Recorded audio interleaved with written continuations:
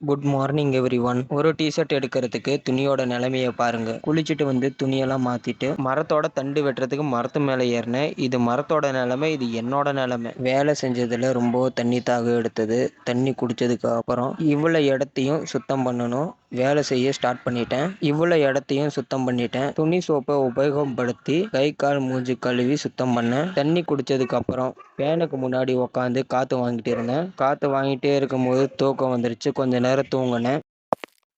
Workout time.